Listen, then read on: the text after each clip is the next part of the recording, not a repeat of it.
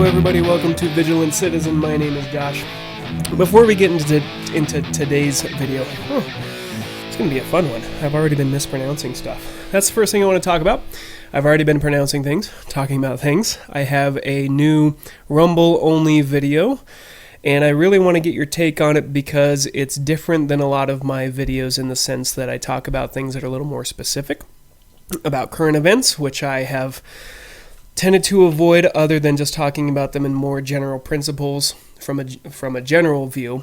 And I still kind of take a general view, a high-level view of things, but it's still a little more onto current events than I normally do, so I want to get your take on that. Do you like that? Do you like that kind of content? Do you like digging into things like that? I'm also going to do some digging in today, so you can tell me based on that, but I talk about if adherence to the unspecified virus of unknown origin and following all the rules around it, if they are part of a religion. So I think it's an interesting topic. I'm not going to tell you what my conclusion was, but you can probably guess it. But that's still open for discussion and debate. I'd love to hear your thoughts on the topic. So go over to Rumble. I'll make sure to post it in the description here below so you can go check it out.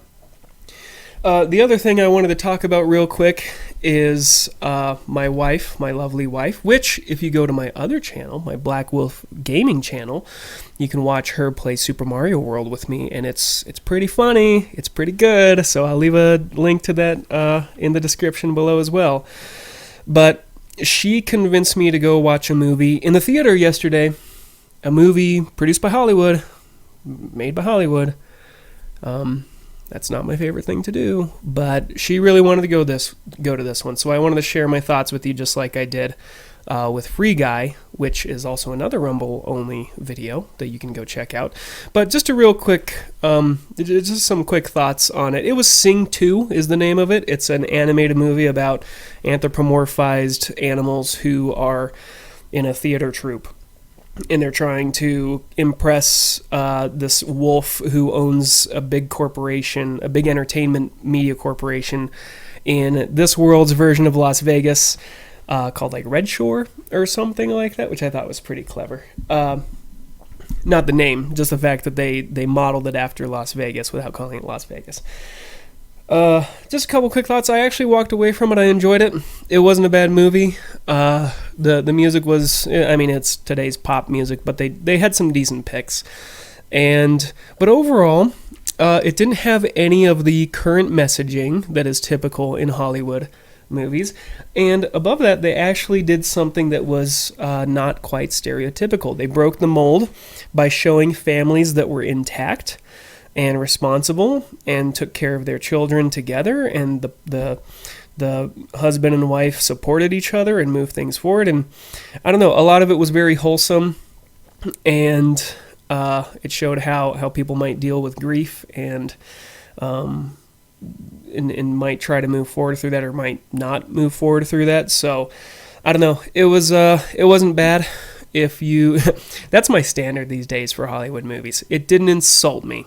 It didn't try to make me feel like less of a person because of my skin color or anything like that. So I would say if you have a chance, I mean, and you like the first one like this, it's not bad. So there you go. There's my thoughts on it. Can't ask for too much more these days when it comes to Hollywood. So, okay. Oh, I already have this up. I meant to start with this, but spoiler alert. So here we go. I wanted to talk about this new topic that's coming up, that's boiling up apparently on the social media platforms. It's doing the whole trending thing. And I wanted to go through this article with you today. This is from ClarkCountyToday.com, and I had to look into it. I guess ClarkCountyToday.com is based out of Oregon, just north of Portland. So that's not quite the kind of place that you would expect to see some rationality. But so I wanted to go into this, and in thinking about the premise of this channel that I've created here is about what can you do? What can you do in things like this? What does this mean for you, right? We talk about these generic sort of philosophical ideas about life and things, but let's go through this and let's just talk about at the end of it, what does it mean for you? What does it mean for an actor in this world? And how can you survive this, right? Okay, so this is an opinion piece, so keep that in mind as we go through. I received the following comment recently from a reader in Africa on a column I wrote a while back regarding natural immunity. Oh, and since we're on YouTube for this as well, this will be on Rumble as well, but since we're on YouTube for this, I will have to censor myself a little bit because the communists at YouTube don't like a lot of the stuff that's being said about this particular topic, so I just got to be careful. It captures the essence of my daily inner dialogue. Arguments from privileged countries. We in Africa have little access to vaccines, boosters, etc. The question we should be asking is, how is Africa managing? You people, what do you mean you people, have already caused mayhem over the latest variant. See, that's one of the words I got to be careful with. Excuse me. Our good doctors from South Africa have told us not to panic, but the rest of the world is in the highest panic mode yet. Don't live in fear, people. Your countries have over 70% vaccinated, boosted, etc., etc. You should be at peace. You will die of fear. There's some wisdom there from our African friends in the African continent. I don't know why I said it that way. As I sat with these ideas, coming from half a world away, I realized that the privileged countries, I don't believe in that idea either, by the way, privileged countries. You mean the countries that have worked very hard to get where they got? In the world are living a far different reality than the less privileged. Ironically, in America, we have limitless access to vaccines and some of the most educated doctors and scientists. Educated does not mean smart. Educated does not mean intelligent. Let's remember that. You can be educated in gender studies. Doesn't make you smart. And scientists in the world, yet the majority of our citizens are consumed with fear. But does the level of fear and now the level of governmental control really match the current threat of, I guess I can say the virus and its variants? Why aren't we jumping for joy that so far the latest variant is looking to be more transmissible but far less deadly? In theory, this variant could signal the end of the spread of the virus. Shouldn't it be good news that many more people will likely develop a level of natural immunity from a less dangerous variant as we work toward the promised land of herd immunity? I'm no virologist. Never claimed to be one. But even I understand the concept of herd immunity. We could have achieved it a year and a half ago. Just saying. But this commenter is right. Instead of optimism, what we have instead are increased calls for panic, lockdowns, passports, mandates, and more. Why, you ask? Let me suggest a theory. Recently, I ran across the concept of mass formation, explained by Matthias Desmet, professor of clinical psychology at Ghent University in Belgium. He explains the societal conditions under which a population ends up willingly sacrificing their freedom,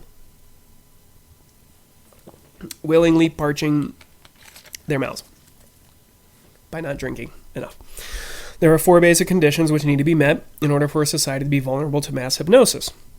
Okay, this is what I really wanted to get into. The first of which is a lack of societal bonding. It is easily argued that members of Western society struggled with loneliness long before the pandemic, and then with the ongoing lockdowns, isolation, and general fear of one another. Could you imagine? How do you live that way? People have been living like this? Seriously, I can't imagine being so fragile that you live, and I'm not making fun of people here. I know that this is where our society has gone. Our society has become fragile. We're not giving people the tools they need to be resilient. They have safe spaces in colleges. This is what happens when you have safe spaces in colleges. They're scared to death. General fear of one another. Can you imagine being afraid of other people because of... I'm playing this video game called Blasphemous, and it reminds me of this, that this whole world is consumed with pain, but they enjoy the pain. Like they see it as a gift from the gods. And it just kind of reminds me of this. This lack of community has continued to a dangerous degree. Get off Facebook. Get off social media. It doesn't help you. This is what happens when you're online all the time. You have to be online to watch my videos, but I get that. But you have social media, you're not meeting people, you're not talking to people.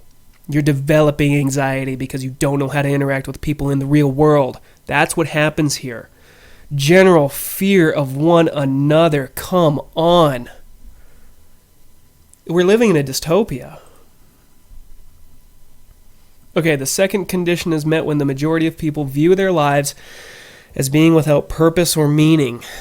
A recent poll of young people in the UK revealed that 89% of those aged 16 to 29 believe that their lives have no meaning or purpose. Desmet also cites studies showing that half of all adults believe that their jobs are completely meaningless and are basically sleepwalking through their day. So, I mean, as a global society, we're getting rid of God. Well, as a Western culture, we're getting rid of God and we're removing that. Like, I'm not trying to sound like the 80s people and those in the 90s, the overly religious people who are just sitting here preaching. I'm not here to preach at you, right? I personally think that was a bad move. You get rid of God. And, but you have to agree, even if you don't think that was a bad move, this is what you end up with. Nihilism. These people don't know what life is about. They don't know why they're here. And if you remove something like God, which is a fundamental axiom of existence, you kick out your own support pillar for your own existential being. And now you get 89% of people between the ages of 16 to 29 in the UK who think that their lives have no purpose. Well, how could they think that they do have purpose? We've told them they don't. I didn't tell them that. I'm here to tell you your life does have meaning. You do have a purpose. But society hasn't. Live for the moment. Hedonism. Seek pleasure. Get that gender studies degree. How sad. What a sad state of affairs. When I was talking to a friend, too, recently about this, is that these two kind of make me think about our total disconnection in society. Disconnection to everything that has built our civilization. You go to the store and you pick up some steak, but you did not have to meet the guy who was raising the cow, or the bull, or whatever, the guy raising the cows. You didn't have to see what went into feeding those cows, or milking those cows, or paying a butcher, or paying a otherwise meat production facility to take those cows. And you didn't have to see what happened to those cows when they're put down humanely, so that they could be, hopefully humanely, so that they could then be processed and end up packaged at the grocery store. We're so far removed from all of that. We have no idea. And then you get people who say things like, I don't understand why people hunt. Why don't you just go to the grocery store and get meat like a normal person so you're not hurting any animals? I mean, we've gotten a great civilization that we built up so much. And we've come so far in the past century, but now the individual is so far removed from how all of that was built. No wonder they're ungrateful, right? And schools are teaching them to not be grateful for all of that. And then now they have no meaning or purpose because they don't see any of that, and they don't contribute to it. Okay, free-floating anxiety is the third condition for the rise of mass formation. I had to look this up, and I will share with you what I found.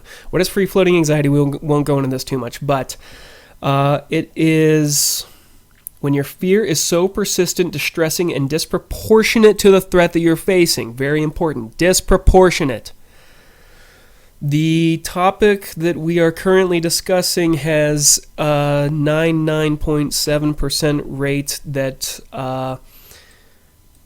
nothing permanent will happen to you in an existential sense. Okay, so again, just trying to be careful with YouTube. So it's disproportionate. You shouldn't be that scared, right? Don't live in fear, people.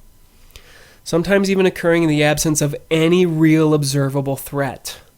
This is when an anxiety disorder might be considered. If you're experiencing anxiety when no dangers are present and it seems to occur without anything triggering it, you may have what we call free-floating anxiety. Okay, so let's go back. Now that we know what free-floating anxiety is, it's the third condition for the rise of mass formation. A quick count of the number of anxiety depression medications prescribed each year confirms that there is no arguing the crushing levels of anxiety prevalent in our communities. How many people Again, how many people can't handle talking to a stranger at the line in the grocery store? It's amazing today. And they wear it like a badge of honor. How many disabilities do you have? Oh, I have a speech impediment. That's one.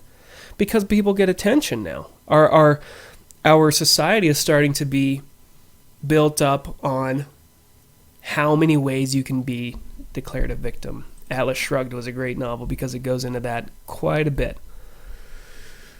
Okay, fourth and final condition. High levels of frustration and aggression with no discernible cause. If you spend any time driving or on social media, I don't spend any time on social media these days, you will experience the open hostility present in the world today. I'm trying to think about this one. Yeah, social media. Yep. Yeah, why are people just so frustrated and angry? This one's probably, I'm no psychologist, but this one is probably a result of some of these. Remember in one of my previous videos I said you're worried about what strong men are capable of? And Jordan Peterson, I'm quoting him directly, just wait until you see what weak men are capable of. That's kind of where this one comes into play. High levels of frustration and aggression. If you learn to fight, you can control the situation better, you can de-escalate, and you may not get frustrated or aggressive. And there's so much passive aggressiveness these days too, because of the anxiety, because people don't know how to deal with other people. So they just bottle it all in, right? Oh, speaking of Jordan Peterson, check out, did you see that? Yeah. Hail lobster. Tell the truth. Clean your room. I drive myself crazy trying to find logical reasons why the masses wholeheartedly accept everything that individual, whose name you can read on the screen, or other national and global health. He's the individual who looks kind of like a mouse and acts like a rat and has murdered beagles. If that doesn't help, then I don't know where you've been, maybe under a rock. The announcements can change with the wind, lack data to support, openly contradict what was said the day before, or include outright lies. But as long as they are echoed and supported in mainstream media, they are believed as truth. Wow, I should have pulled this up for my Rumble-only video that you can go watch over on rumble.com, in which I talk about this topic more in depth. But they're echoed and supported and they're believed as truth. What does that sound like? Without data. Faith. I was talking to my wife the other day and I told her this is what I think the definition of faith, at least for me, is that I know it, but I can't prove it to you, right? I know it, but I can't prove it to you. That's what this is. Outright lies. Lack data to support, and yet we believe it anyway. That's faith, people. You're putting your faith into somebody who murders beagles. Okay, society has been given somewhere to place their anxiety. Community has been formed around a seemingly heroic struggle against a common goal. So many people consider themselves heroes today, just for putting a very flimsy cloth covering over one of their orifices. Fighting this virus has given purpose to rudderless lives. Oh my God, that is an amazing sentence right there. Has given purpose to rudderless lives. If you don't know what a rudder is, look it up. But it's what steers a boat.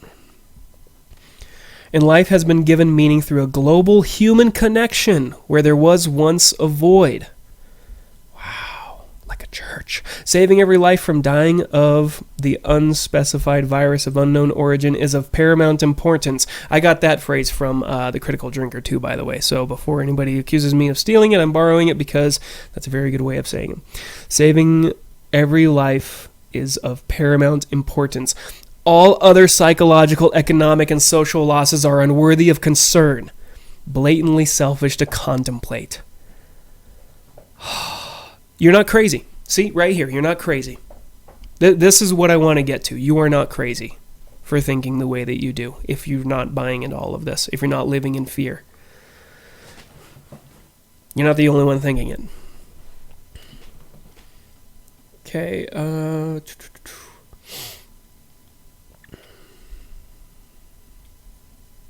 the psychological phenomenon explains... Sorry, I was trying to see if I wanted to go into any of this. Why so many have bought into a clearly logical narrative and why they are willing to participate in the prescribed strategy, even if it's utterly absurd, Desmond says. The reason they buy into the narrative is because it leads to this new social bond. Science, logic, and correctness have nothing to do with it. That's right. I was telling my wife the other day, all problems on this planet, with the exception of few, like Pompeii, volcanoes, right, Mount St. Helens, San Andreas Fault, all problems are caused by people. Now that these connections, humans crave community and long for social bonds. Now that these connections have been forged, they are nearly impossible to break. Hypnotized people are unable to question the narrative being fed them.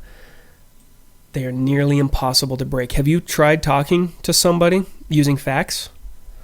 I was told recently that the flu disappeared last year because everybody was wearing masks.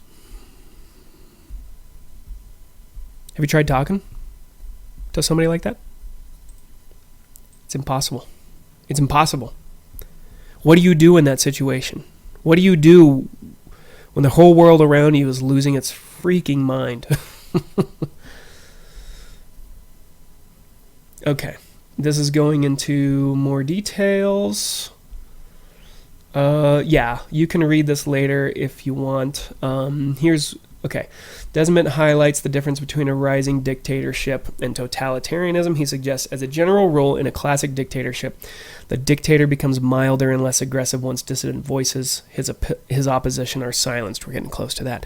Once he has seized complete power, he doesn't need to be aggressive anymore and can resort to other means to maintain control. In a totalitarian state, the exact opposite occurs. This is crucial for us to understand because in a totalitarian society, once the opposition is silenced, that's when the state commits its greatest and cruelest atrocities. Okay, so that's all. You can read the rest of this. It's worth the read. There's not much left here, but I'll link it in the description so you can go check it out. Right, but I guess the point here, everybody, is that you're not alone. You're not crazy. You're not out there. And I think this is a lot of this is what I've been talking about on this channel has been leading up to something like this. Because if you know your principles, if you know your values, if you know how to fight, if you speak the truth, if you take your responsibilities seriously, if you feed your chickens on a daily basis. I hope you enjoyed that video too, by the way. If you feed your chickens on a daily basis and take care of those around you, and your property, and the things, even if you don't have a lot of property, if you have a small apartment, a studio apartment, whatever, take good care of it. Keep it clean. That's where you live. Make it the best looking apartment in the whole complex, right? That's what you can do, is be sort of a shining light, a shining point of light in the darkness that's all around us. My buddy Doug once told us a couple years ago, we were having a conversation over dinner, and he said it's like we're entering a new dark age. I think he's onto something. It's like we're entering a new dark age. The most you can do is drink water when you're thirsty. Take care of yourself. Take care of your body. Make sure that you are in physically good shape, mentally resilient, that you're not naive, that you're sort of awake to what the crappy things that the world can throw at you are, and that in some sense you're prepared for them, and take it seriously, take your responsibilities seriously, and speak the truth. I don't know what all this is going towards. I don't know where it's going to end up, but I know that every single one of us needs to stand up and use our influence in whatever capacity that we can to move things forward in a way so that we don't descend into utter complete darkness and annihilation. So I'm not trying to make it sound like the whole world's ending, but in some sense, we're entering a new era. And people like myself and people like you watching this who like to think through this stuff, we're starting to feel more isolated. We're starting to feel like there's less and less of us, but here's some truth right here from this article that we just read, this column that we just read, that you're not alone. You're not the only one thinking it. And you got to keep moving forward and speaking the truth and doing what you can. You can't just sit in the corner. The time to speak up, the time to act is now. get involved in your local community. Focus on your own sphere of influence, on what you can do, on what you can change for the better. You can't change things on a national or global level. Get used to it. Get over it. Stop worrying about that stuff. What can you do here? What can you do today? What can you do for your friends and family? What can you do with your chickens, for your dogs, for your church, for your school, wherever you are, whatever you're doing? What can you do for that to make it better and to fight against this ridiculousness and this lack of intelligence and this lack of critical thinking that we're seeing everywhere now? What can you do? Think about it. Think about that and use that to move forward. Okay, well, this has gone on long enough. You're probably sick of hearing me talk to you. Thank you so much for listening. Let me know if you enjoy this format, if you like digging into some of these topics. This is, again, it's a little bit longer, but it's a little more pointed, and it's not at the 1,000-foot view. So let me know if you'd like to see more of this, if you want to have more conversations like this. I got some time sometimes to do this. Not much, but I could do this a little more often if we wanted. So anyway, go check out my Rumble channel. Got some Rumble-only videos over there because it's more open to free speech and will allow me to say those things. So go check it out. I'll have the links in the description below. And check out my gaming channel in which Tori and I go and play some classic video games. Well, one. I'll try to get her to play more. It was a lot of fun. So, okay, everybody. I won't take any more of your time. Thank you so much for watching, especially if you made it this far. Really appreciate it. Really appreciate having you here. Go out and do good things. You're an actor in this world. You're not just somebody sitting on the sideline. You have influence. Learn to fight. Speak the truth. God bless you. Have a great day. And Happy New Year.